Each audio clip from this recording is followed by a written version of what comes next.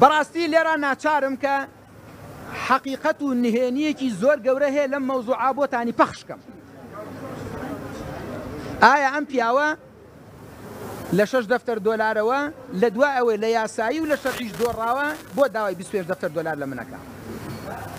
کە من ئەمەی کە ئێڵێم بەڕێزان ڕۆژنامە نووسە بەڕێزەکان، ئەی ئەوانەی کە لە فەیسبووکە ڕەجمەن بیلغەیب قسەتان ئەکرد، زانایانی ئیسلام، موسڵحی کۆمەڵایەتی، خەڵکی لێزان و حەکیمی ئەم وڵاتە، ئەی ئەوانەی کە ئەچنە مەجلیسی خەڵکەوە سوڵحی بۆکەن، ئەمەی کە من ئەیڵێم ئەگەر لە دوای ئەموتەیە هەر کەسێک ئەم مافەی سلمان کە ئەم قسانە بکە ئەم پیاوە بەڕێزە، ئەو ئێوە بە شاهید بن، من ئامادەم نەک 25 دەفتەر دۆلار، ئامادەم هەرچی سەروەت و سامانێک کە هەمە هەمووی تەسلیم کەم بە شایەتی ئێوە. بە یارمەتی خۆتان، بە یارمەتی خۆتان با قسەکانی خۆم تەواو بکەم.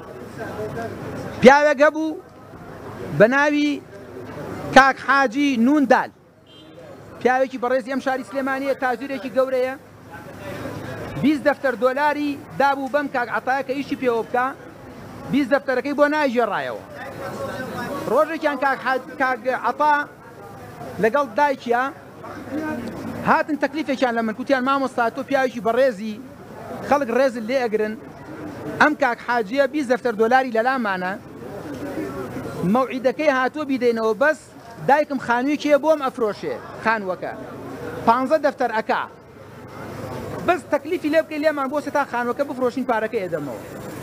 منیش وتم قەیچێکا کارێکی خێریە و لە خزمەتان بەسەر چاو چوونە ماڵ، ئەو کاک حاجیە بەڕێزە، کاک حاجی وتی مامۆستا ئەم پیاوە بڕوا ناکەم ئەو شتە بەجێ بێنە و ئیلا ئاخیر قسەکان تەفسیری زۆرە من دایمو ناگێڕمە. لە کۆتاییە وتی باشە مامۆستا قەیچێکە لەبەر خاتی جەنابتان و دایکی من 2 مانگ لەسەری ئێوەتم تا خانووەکە بفرۆشێ.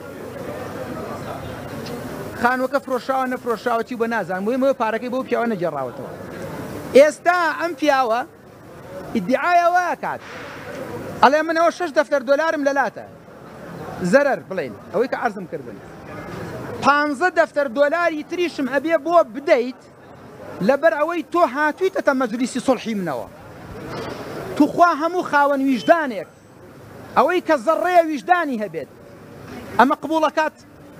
من لەسەر ئەوەی کە چووم سوڵحم بۆ تۆ کردووە، خۆ وعدم نەداوە لێ 15 دەفتەر دۆلار بەمێ، خۆ من حکوومەت نیم 15 دەفتەر دۆلار بم بە تۆ بۆ سوڵح و سەلاحەتی تۆ. چ ویژدانێک ئەمە قبوڵەکات؟ ئێوە بۆ خۆتانتان پێ قبوڵەکە بچنە مەجلیسی سوڵحی کەسێکەوە و دوای داوای پارەتان لێ بکە؟